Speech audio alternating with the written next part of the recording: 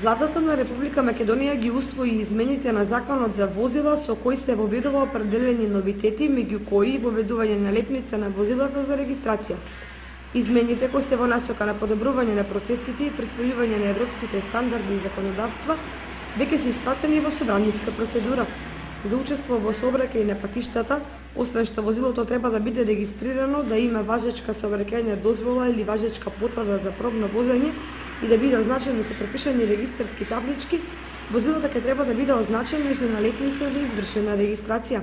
Ова се прави со цел припадниците на Министерството за внатрешни работи, службените лица, да немаат потреба од поголемо застанување на граѓаните кои што се во сообраќајот, кои што се во возилата, затоа што тие ќе може визуелно да утврдат дали некое возило е регистрирано или не е регистрирано. Налепницата ќе се добива при процесот на регистрацијата од страна на Министерството за внатрешни работи.